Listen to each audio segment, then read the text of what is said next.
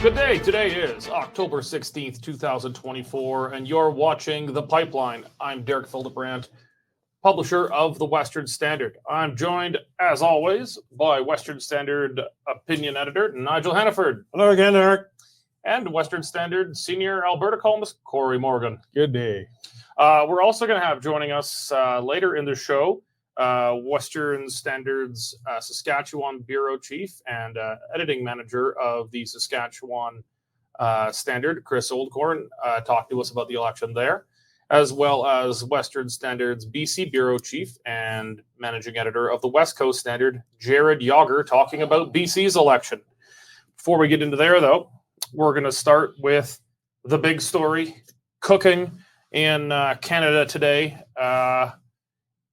Allegations of India currying favor, if you will. That's you know what? That's Nigel's. That's not. And it wasn't. And it was an unintentional pun at our meeting earlier today when we're figuring out what we're going to talk about. India, I don't think it's any great surprise, has at least some nefarious interference in Canada. I haven't seen direct allegations of electoral interference yet. I'd be shocked if there wasn't at least some minor electoral interference. The different Indian diasporas are a pretty significant portion of the Canadian population, and diasporas are they're a hot commodity for politicians looking for votes, and they're a hot target for foreign powers from which the diasporas originate. We know how that's happening in India. Sorry, with the Chinese case, very significantly. But we're hearing more about India now. The allegation being that, you know, a very large proportion, I'm not sure what proportion of the Indian diaspora in Canada, at least a large portion, maybe even a majority of it in Canada, tends to be Sikh, some of which has Khalistani independence movement sympathies. And some of that, I think, is perfectly legitimate. People who want an independent homeland for Sikh Indians.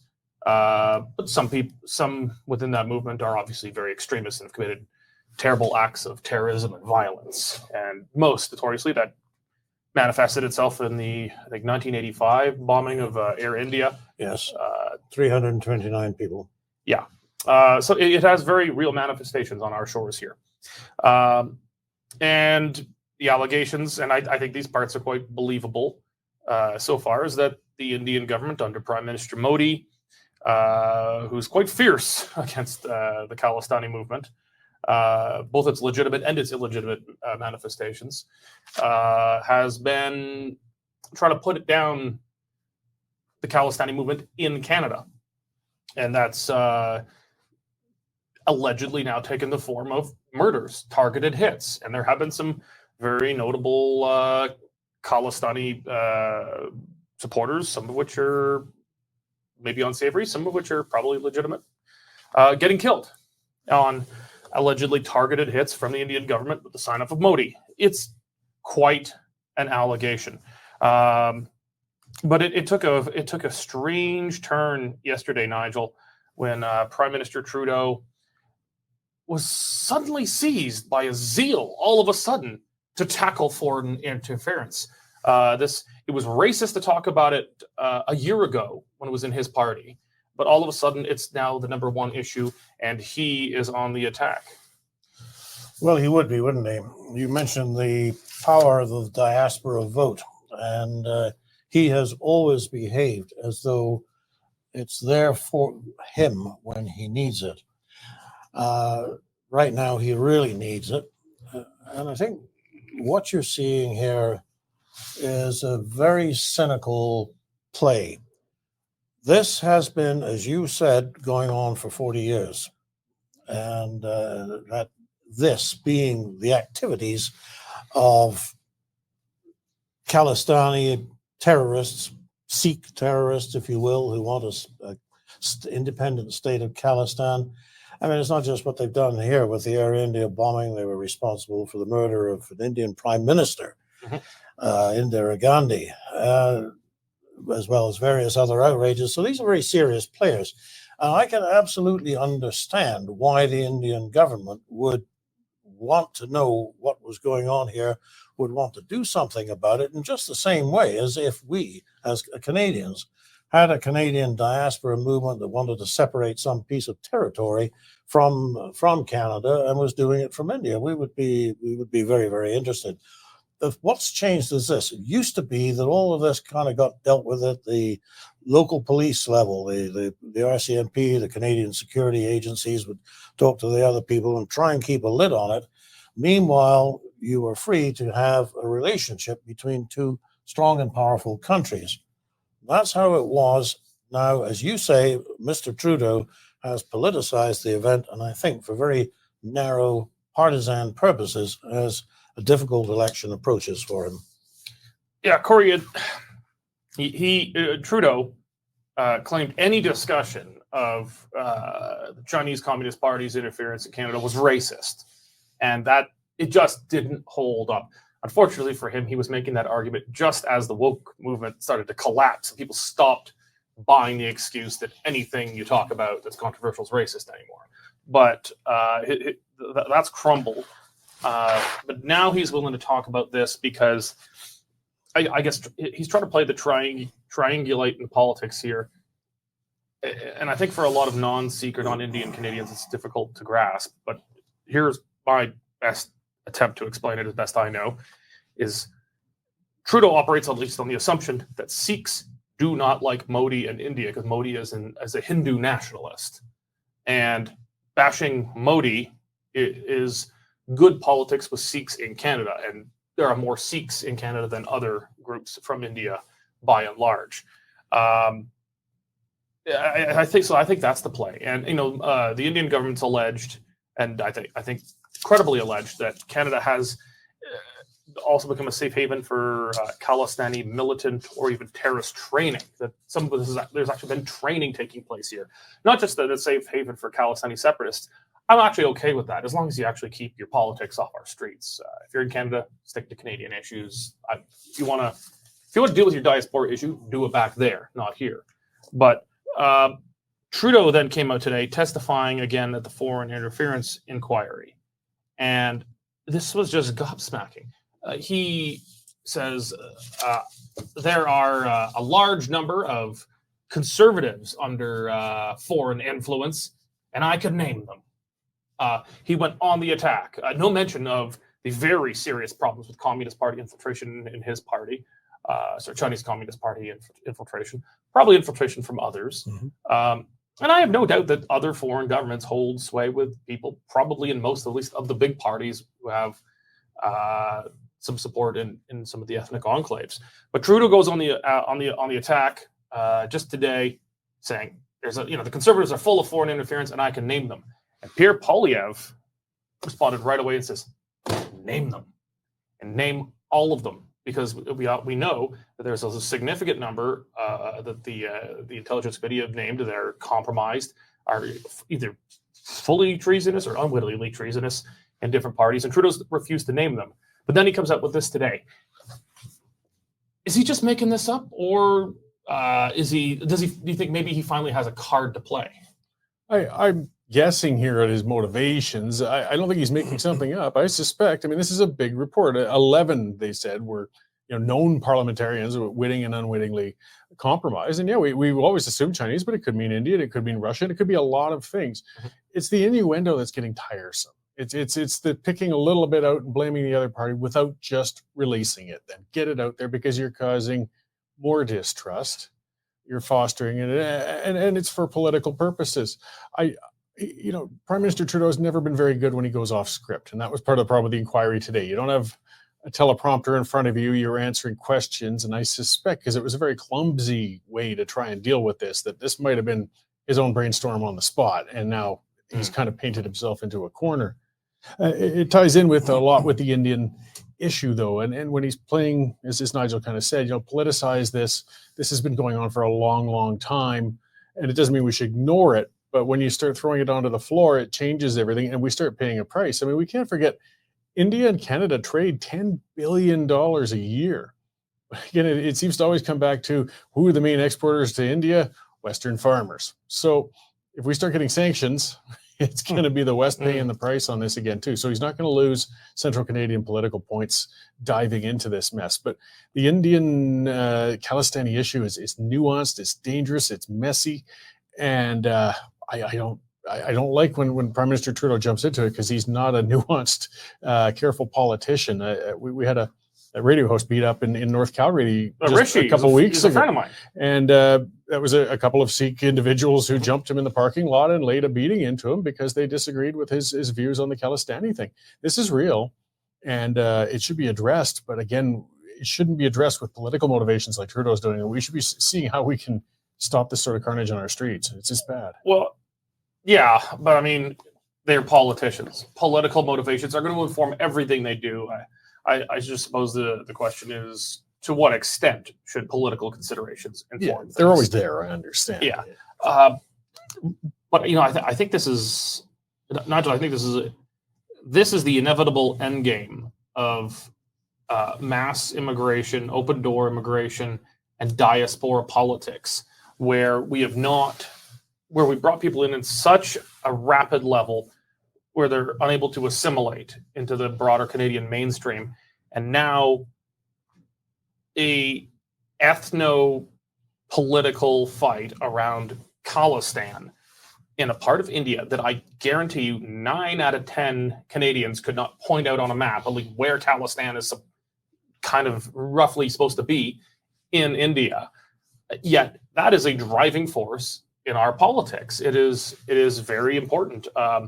For the NDP, the Conservatives, and the Liberals, Sikhs are a major group in Canada. They're now a major voting bloc. They're power brokers in any political party now, for the most part, and they are within the Conservatives too. Where do you think the danger is for the Conservatives in maybe in the broader question of diaspora politics, but also in their goal of trying to get close to the Sikh community, to bring them into the party, to get their votes? But to not end up playing diaspora politics to the point where it's influencing our foreign policy and our national security. It's certainly an issue to think of, to the point about how strong the Sikh voice is in Canada. I had the opportunity to check some notes here, and apparently Sikhs occupy 15 seats in the Canadian Parliament. There are, in fact, more Sikh cabinet ministers in Prime Minister Trudeau's cabinet than there are in Prime Minister Modi's cabinet in India. Something that Mr. Trudeau... Oh, that is a hell of a Well, that's just something about the imbalance in India, too. Yeah. I mean, Modi is not known to be the friendliest towards... apparently not. And the thing was, Mr. Trudeau pointed this out back in 2016, and you can imagine he's barely newly minted prime minister. He barely knows where the washrooms are, and he's already taking pot shots at the Prime Minister of India, who the Harper administration had developed a very cordial relationship with, and poking him like that. Well, yes, it was true. There were 4 Sikhs in Mr. Trudeau's cabinet at that time, but he chose to mention it. Now there's actually 2% of the population is Sikh, and 4% of the MPs are Sikh. So they're very strong in Canada. It's almost impossible not to play that kind of game. You're not going to say anything offensive, but what they can do and should do is emphasize the Canadianness of a politician. If you're going to serve in the House of Commons, you're serving Canadians, not people in another country. And that is about messaging. It's about enforcing that in your members. And that is something that Mr. Trudeau has conspicuously failed to do. I think we should mention that to the NDP candidate in that recent Montreal by-election, who ran without Canadian flags on her literature, but had Palestinian flags. So, the member for Gaza. Well, okay, to your larger point about what is the danger? Has it all come apart? Yes, it has, and that'll be the next group. I refer you to that scurrilous little video of the assault by Palestinians on the RCMP cars outside the Longevin block yesterday. Well, I know you're going to get to that but later on. That's a teaser. All right. Well, we're going to put a pin on the India file here. And we're going to bring in our British Columbia bureau chief for the Western Standard and our managing editor for West Coast Standard, Jared Yager. Jared, thank you for joining us. We actually just had you out here in Calgary for our annual staff meeting. It was glad to have you out here in person. But you're back on the ground in BC now. The election this is very odd. I have never seen an election taking place on a Saturday or Sunday. It's normally a Monday or a Tuesday. Elections on weekends tend to be an internal party race, like a nomination or a leadership race or something. But British Columbians go to the polls this Saturday. What are the polls showing, and what can they expect right now on election day this Saturday? Hi, nice to see you guys again. So the most recent poll from the Angus Reid Institute was taken between October 9th and 13th, just after the latest leadership debate. And it showed the NDP at 45% and the Conservatives at 40%. Now, it's hard to tell whether that was due to policy or whether it was due to other factors, because in amongst that time, I don't know if you guys saw, but the candidate for South Surrey, Brent Chapman, some of his old social media posts came out. And so I'm wondering if maybe that influenced the polling a little bit. And so yeah, the NDP and the Conservatives, they've been going back and forth in the polls for the past few months now. And so honestly, the only poll that matters is the one taken on election day. But right now it's impossible to tell who's going to come out on top. Well, I mean, the only poll that matters is the one taken on election day. That's something you hear candidates often say when they're losing. When they're winning, they say, the polls are just showing how great we are. So I take that. I mean, there's been a lot of controversy around some BC Conservative candidates. I mean, the party was just kind of slapped together. It is a very new party. It's not an old experienced machine. I mean, the NDP and then, its predecessor, the CCF, have been around in British Columbia since the 1930s in one form or another. It's a seasoned machine. It is the current government. The BC Conservatives are kind of like a kit car. It's just kind of thrown together from spare parts in the junkyard, and it's got a lot of horsepower, but it's got some untested parts.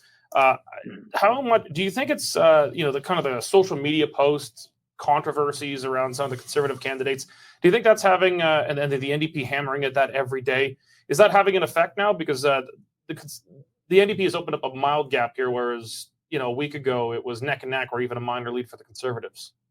Mm-hmm.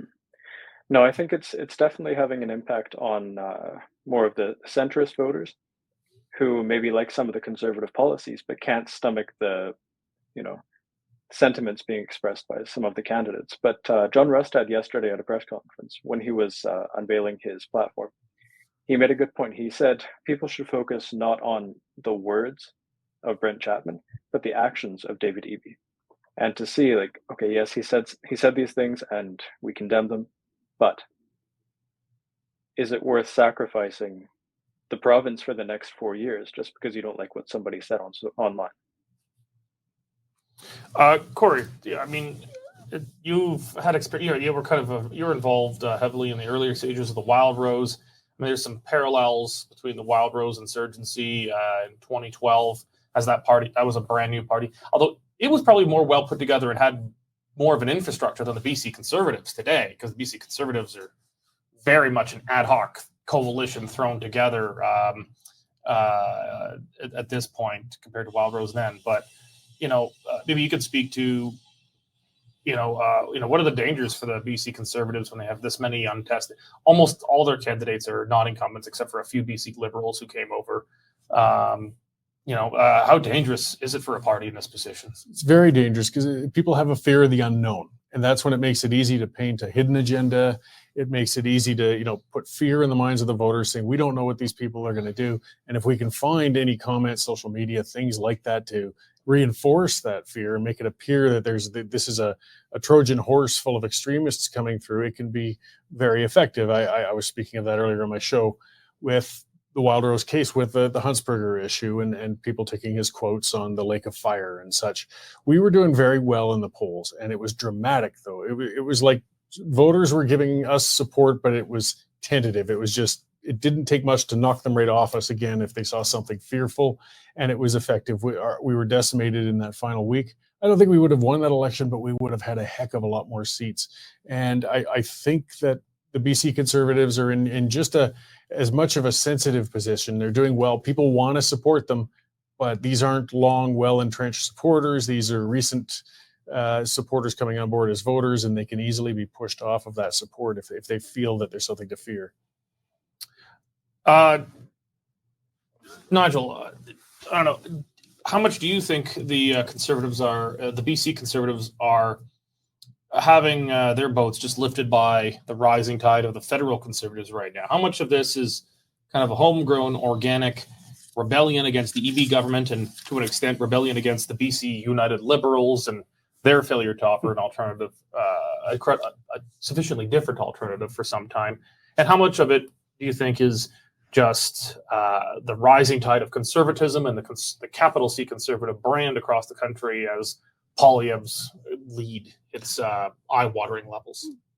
There are a lot of people who don't make the distinction between the Liberals of Ottawa and the Liberals of BC, and that actually caused the Liberals of BC to disassociate themselves from the federal group by changing their name. Therefore, it is entirely conceivable, as you suggest, that the increased popularity of the federal Conservatives is going to help the provincial Conservatives. But I think there's something else going on there. It puzzles me that after the tepid response offered by David Eby to the outrages in Vancouver, where the flags were burned and people were proudly claiming themselves to be, we are Hamas, we are Hezbollah, death to Canada. And he said so. I came out with some sort of weak, anodyne, staff-written condemnation that didn't cause an exit from the NDP. So for that reason, I'm somewhat suspicious of the latest of any poll that has been taken since then that puts the NDP in a large lead. Doesn't seem right. Jared, the polling is, I guess, confusing at this point. The ability to project onto local races is difficult because the BC Conservatives have never truly contested an election in a serious way in, was it 1930s the last time they were a major party? Was it the 30s? The Conservatives? Yeah. Oh, yeah, before the war. So it was social credit all through the 1930s. Yeah. So the actual, under the Conservative banner, it's the 1930s. But I suppose we can roughly substitute the former BC Liberals for Conservatives for seat projections. What are the main regions and what are the bellwether constituencies that you're watching on election night? That, if this riding, and this riding flip blue, that's going to mean a blue government, or if they go orange, this is going to be an orange government. What are the main ridings you're watching? Well, the Conservatives, as you would expect, have pretty broad support in, rural BC, up in the north and the interior. Vancouver Island, it's going to stay NDP or Green. That's just how they are over there. You don't think some of the kind of bigger northern island ridings are going to go over, or you think the whole island's then orange? There's a chance, but I wouldn't bank on it. But in the Lower Mainland here, there's a bit of a blue wave, if you will, and two of the ridings that I'm really watching are over in Abbotsford Mission with Rayanne Gasper. She's going up against the Agriculture Minister, Pam Alexis. And I was over there a couple weeks ago, and I saw a pretty grassroots campaign bloom into something more, where there's a lot of support. People were packing the theater for her, and so I think people are ready for change over there, and also here in Vancouver. David Eby's riding, Vancouver Point Grey. Paul Ratchford, he put up a stellar performance against Eby in the latest debate. And it's not too often you see an incumbent premier get such a negative reaction in his own riding. So those are kind of the two I'm watching right now. Point Grey, was that Gordon Campbell's riding back in the day? I'm not too sure about that. All right, well, we want to check on that, but that rings a bell. I mean, Well, it's because that's a Point Grey school where Justin Trudeau used to teach a long time ago. oh, we can't talk about That's a that separate school issue for altogether, legal yeah. reasons. We'll get sued if you. I'm not encouraging anyone to Google Justin Trudeau and Point Grey School because we can't talk about it here without getting sued. Either way, I think that might be what's ringing the bell. So I won't encourage anyone to Google it right now. It was Gordon Campbell's writing. Okay. There you go. Both. Okay. All right. Well, I get a little BC political trivia. Yeah. All right. Well, what do you think what could we expect now? We're in the last few weekdays of campaigning. I mean, there's only a few days left of the campaign. The parties have got their platforms out. They've made most of their pitch. So now they're, they're largely going to turn out to get out the vote. But what are we going to hear from the campaigns? What can we expect in the last few dying days of this campaign? Well, from the David Eby campaign, you're going to hear a lot of attacks on Rustad against his candidates, and the policies themselves, but more character attacks than anything else. And from the Conservatives, it's going to be the opposite. You're going to see a lot of attacks on policy because Eby has a record to go up against. Rustad, he hasn't been a leader he's never been a leader in government. Whereas with Eby, you just look outside and you can see the product of his past time in government. So I think, all the parties are going to double down on what they've already said and really just hammer down those attacks that they've been going out for the past few weeks. All right. It's Jared Yager, BC Bureau Chief for the Western Standard and Managing Editor of the West Coast Standard. Thank you for joining us today. Yeah, thank you. All right. Well, we're going to turn east of us now. You Eastern bastards in Saskatchewan. We're going to bring in Chris Oldcorn. Chris is our Saskatchewan Bureau Chief of the Western Standard and Managing Editor. Thank you for joining us, Chris. Derek? All right. So your election has, I'm sorry, it's just not as exciting as British Columbia's. But we checked in with you last week. It's just, it's not good for the news business. But what's been animating the campaign for the last week? Basically, both parties had to come out with their platforms because there's the debate tonight, which is ironically at 6:00 at night, which seems like a weird time to have a 1-hour debate when people are coming home from work and having dinner, but that's when they scheduled it. And basically, the platforms, there's nothing new in them. They had already all made those announcements. And so basically, the Sask Party is campaigning on income tax and then also not raising the small business tax from 1% to 2% next year when it's supposed to go back up. They completely eliminated the small business tax during COVID. And then last year it went up by 1% and it's supposed to go back up by another % next year. Other than that, nothing really exciting. We've had some issues in hospitals, including here in Regina, where our two main hospitals are missing a doctor who's required for very key diagnoses. So anyone that needs certain tests has to actually go to Saskatoon now, as well as we had 2 ERs close over the weekend, requiring people in rural areas to drive over an hour just to get to the nearest open ER. So healthcare is the number one concern in the province right now. Poll came out just a couple hours ago showing that basically 61% of people think that healthcare is either the top issue or one of the top issues. And unfortunately for the Sask Party, only 5% felt that they were doing a good job with healthcare. So the NDP is just hammering healthcare every single day with different healthcare type announcements. But they all revolve around hiring more healthcare workers, which is a problem for anyone who gets into government because there's just not enough going around to begin with. Well, so let's talk about the polls. This election, going into it, expectations were that the Sask Party was going to lose seats. And that this election would be either fully competitive or at least more competitive than it has been for a long time. The Saskatchewan Party has been in for a long time.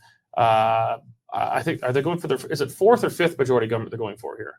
This would be the fifth. Yes, they've been in since 2007. This will be the fifth government. Because we only have two parties, you automatically get a majority if you win. Yeah. However, the lines have been redrawn for this election, so we're now up to 61 ridings. Mhm. So even if the Sask Party, let's say they do get to that magic number of 40 that they've been above, it's not as impressive as previous elections because we have more ridings now. Yeah. And so, but still, I would say you're looking at a Sask Party government probably in the high 30s, which means the NDP basically they're going to have to be somewhere in the mid to low 20s. Plus, we have some other parties that may pick off a couple ridings as well. Do you think there's a real chance that smaller parties like the PCs, Buffalo, Sask United, do they actually have a chance at winning seats, or just perhaps being spoilers in a few, or perhaps running a decent second place? Do they really have a chance of winning a small number of seats? Well, Nadine Wilson up in Sask Rivers, who left the Sask Party to be the first leader of Sask United, her race is very close. She's probably going to win it, though. You think she will?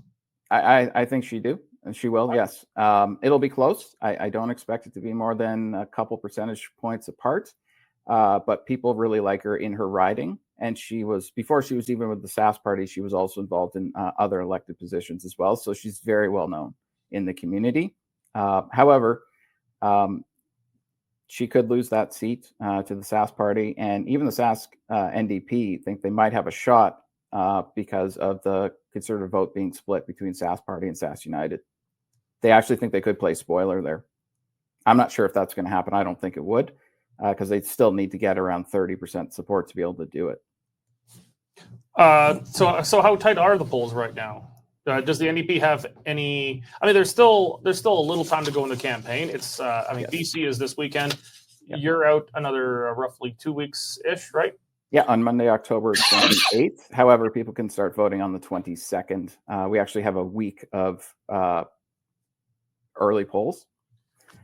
So there is the opportunity to actually even start voting as early as the 22nd. Is there any prospect of the NDP able to turn this around and actually go for a slight win here, or you think it's pretty cooked in at this point? I think it's pretty cooked in at this point. The Sask Party has not made a public appearance of Scott Moe in 4 days until tonight at the debate. He will have to face a media scrum after that. I think some of that has to do with some questions I've been asking that they don't want to answer. But we'll find out tonight when I get a chance to ask those questions. But I don't think the NDP is in a position to win this election because, unfortunately for them, they have great support in the cities of Saskatoon and Regina. But once you get outside of the two major largest cities in the province, their support really tanks. I mean, even at their convention last year, they had a seminar on how to talk to rural people for their candidates. like we're talking about a party that talks great to like people in urban centers, but when you drive 20 minutes outside of either of those cities, and their message just kind of falls flat on its face, unfortunately for them. And there's no way you can become premier in this province without winning rural seats as well as winning urban seats. And on top of that, the Sask Party actually does fairly well in Saskatoon as well. So there's a lot of battlegrounds there that they're probably going to hold. So it's not going to be the city's flipping completely orange. I'll put either of you two gentlemen on what's going on in Saskatchewan. Well, I've been watching it, I mean, peripherally and so on. And it's been hard. And I mean, I'm a political watcher, and I think a lot of Saskatchewan. I worked out there. I mean, they're very kindred spirits to Alberta. I mean, we're close neighbors. And I'm very concerned. I want to make sure, hopefully, we maintain a conservative neighbor so that, it's good for a PowerPoint in the West, when we talk about dealing with Ottawa, no matter which government's in there. But it does appear, from what I can see, is that the Sask Party has taken it on cruise control and just wants to kind of ride it in. Nobody moves, nobody gets hurt. We might shed a few seats, but we'll maintain power. I'm thinking the bigger discussions will be the day after the election, though, because they do seem to be tired in the eyes of the voters, and they're going to need some kind of rejuvenation.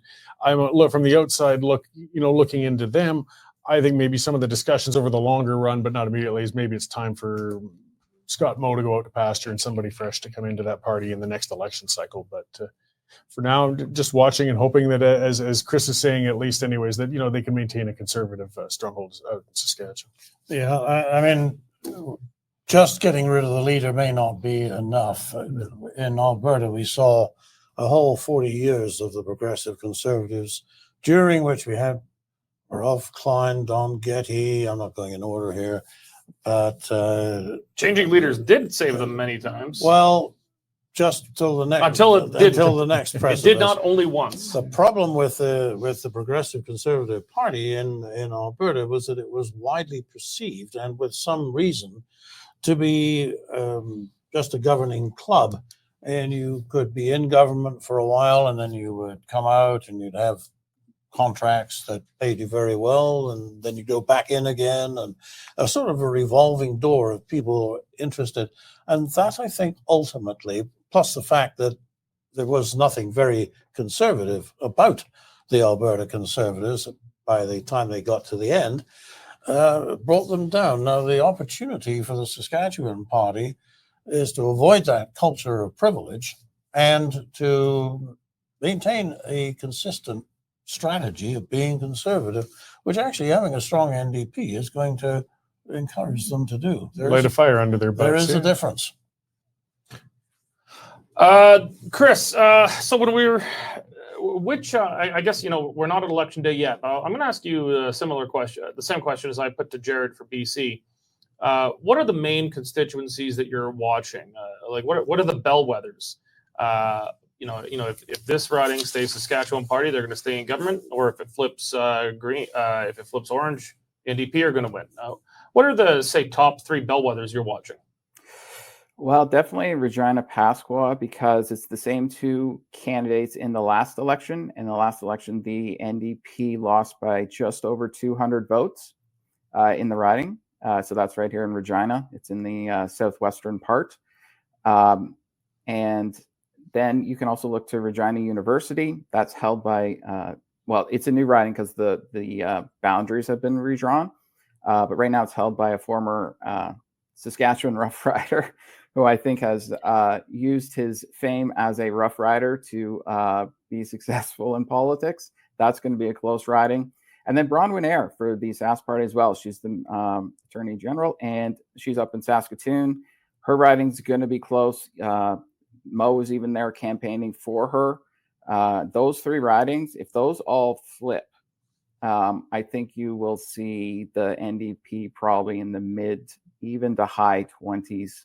If those, because they were close in the last elections, but the seats have been held by the Sask Party. They haven't lost them yet. But they could. And this election we'll see. Because once again, Saskatoon and Regina are the spots that the NDP really needs to pick up seats. Well, those would be bellwethers of the NDP picking up a lot of seats. But yes, what would be the bellwether seats of the NDP winning a slim government here? They'd have to flip things like Nadine Wilson's Sask Rivers and some other ones that are, those are Hail Mary ridings for them. That they're hoping for. And when I met with the NDP a couple of weeks ago and they kind of showed me their path to 31, I would say 6 to 7 of them are Hail Marys, and you don't make every Hail Mary pass. So they're hopeful, but they themselves don't think they can get above 31, and everything has to go right to get them to 31. Well, and that's going to take flipping rural seats that have been solidly Sask Party for literally decades. Praise be to God. All right. Well, thank you, Chris, for your insights today. I'll let you get back to the campaign trail. Thanks very much, Derek. All right, gentlemen. We've saved a little more time than usual, not a lot, but a little more time than usual for our parting shots. I realized that just today as I was sketching out my notes, it's PS. It's a great way it's our postscript of the show. It's a great way to finish it off. So, Nigel, your parting shot today. See, I thought that was the plan all along. So you knew it. I didn't. Fildebrandt's brilliant. That's just great. So anyway, the truth is finally out there.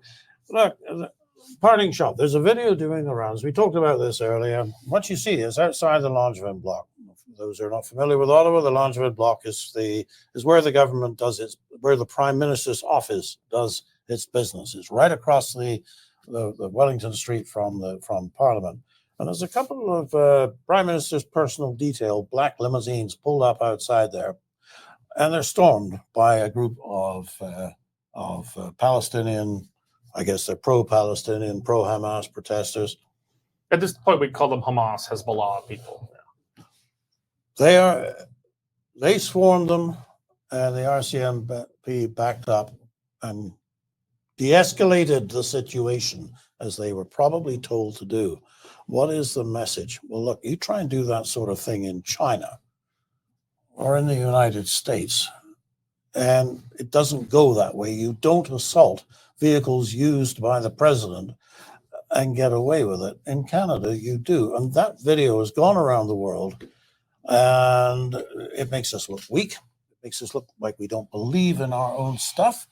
And it makes it look like whatever you want to do in terms of pressing your issue here in Canada, you can do it up to and including storming a motorcade on Parliament Hill. That is a bad message.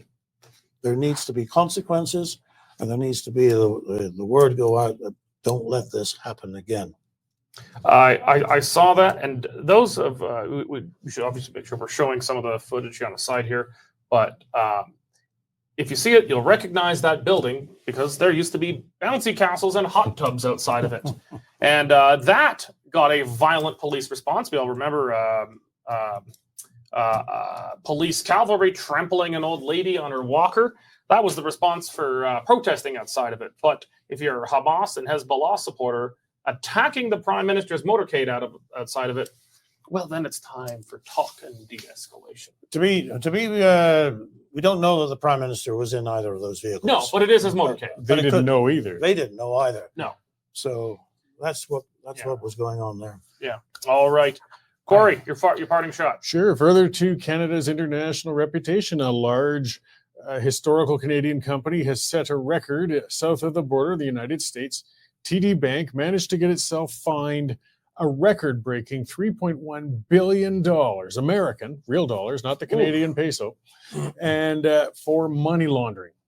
I mean, this is unreal. One of the big six Canadian established banks, and this wasn't a case of a little bit of allegation or a little mistake. They were complicit. That's why the fine is so massive in laundering millions and millions of dollars.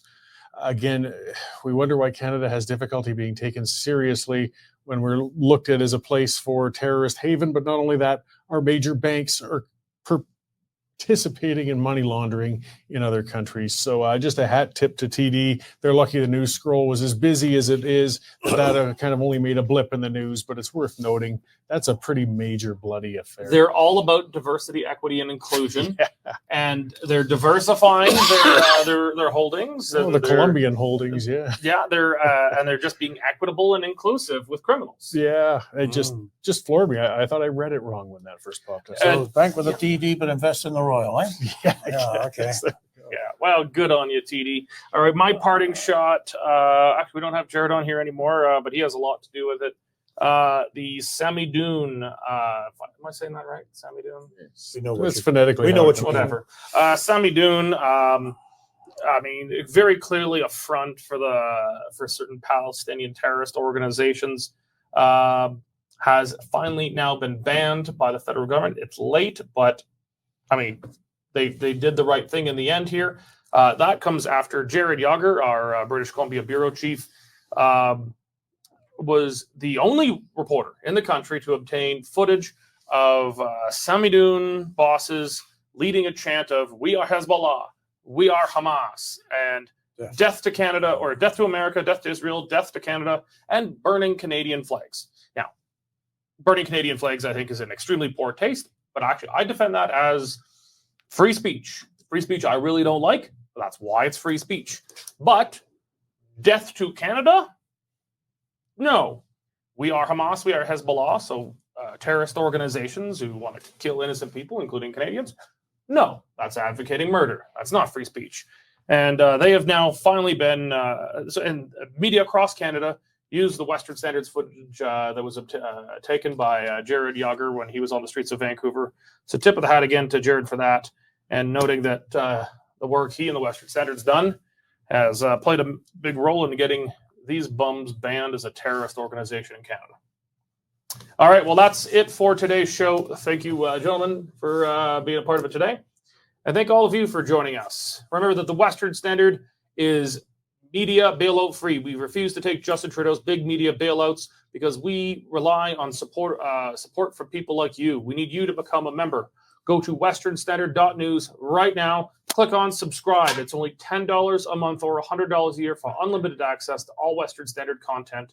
Not only are you going to get access to everything, you are going to be doing your part to ensure that the Western Standard, one of the last actual independent media voices left in Canada, is continuing to grow strong. Thank you very much for joining us today, and God bless. You can become a Western Standard member for just $10 a month or $99 a year for unlimited access.